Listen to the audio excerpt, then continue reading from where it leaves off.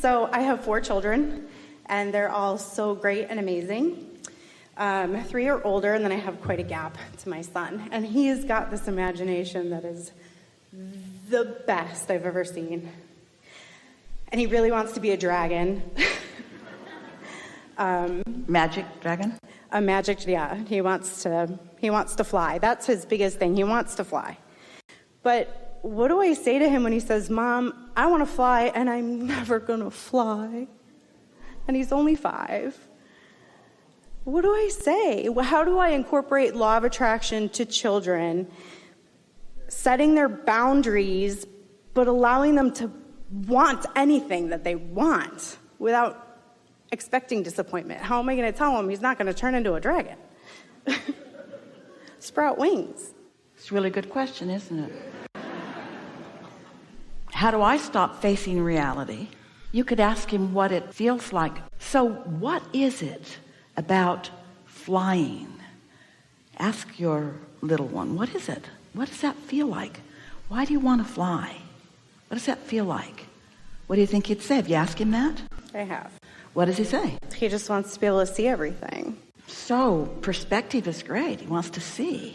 We would ask him questions like, you have eyes, do you use them all the time?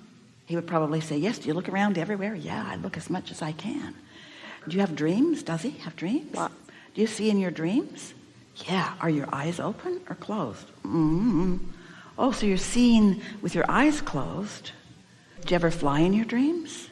One thing is sure, when you feel the disappointment about what you can't do, it can't come to you in all the ways that it can come to you. So you want to encourage him to take flight in all the ways. You don't want him jumping off cliffs, and he's wise enough not to do that. But there is no logical reason to be in a physical body and feel disappointed about anything about being in a physical body. Do not encourage him or yourselves to look for limitations when there are so many win. What does exhilaration feel like anyway?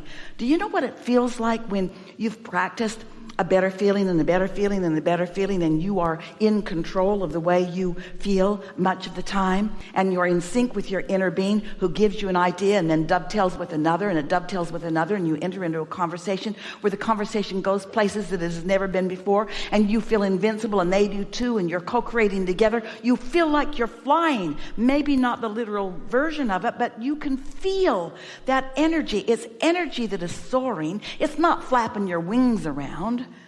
It's a state of being. Esther remembers the week that she felt the first impulse of us to flow through her. Jerry and Esther lived on a golf course in Ahwatukee, Arizona, which is a suburb of Phoenix. And they'd chosen this apartment because it was on a golf course, and they really liked the way it looked and the way it smelled, the way it felt. They picked their unit when it was still under construction. They climbed the construction ladder to check out the view. And so now they're in this place, and Esther is connected to us in a strong way really early on in her experience. And she went to sleep one night and left her body and flew right out the window. And she flew low to the ground where she could smell the grass. The fragrance of it beyond anything that she'd ever smelled with her nose that was still in bed. Close to the water, under the bridges, all over the golf course, and then back into bed. Night after night, took those night flights. And she's explaining them to Jerry, the beauty and the wonder and the feeling of them.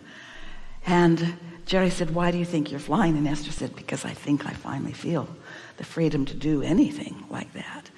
And Jerry said, why do you think you're just hovering around the golf course? And Esther said, I don't want to get too far away from you. That's what he said. But it was true. She couldn't go beyond. She'd heard those stories. You get out there too far, if there's not a silver cord attached to you, you might just fly off into oblivion. In other words, nobody lets themselves do something beyond what their current beliefs that are active are about. But you get the gist of what we're telling you. And isn't it interesting?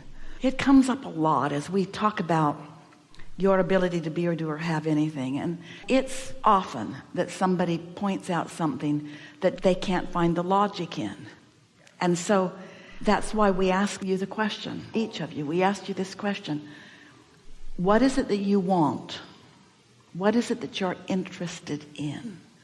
What is it that you would like to experience, that you want to feel, that you are depriving yourself of by arguing for some limitation? We promise you that there is flight available to your son far beyond anything that any dragon has ever flown. And we're talking about literal flight.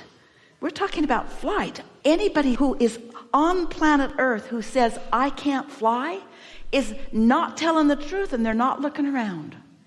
A lot of reasons that people want to fly is for that little reason that you picked out. Want to show off. Want to be special. Want to do what others can't do. Well, that's going to get you nowhere. You don't fly to show off. You fly because you want to fly.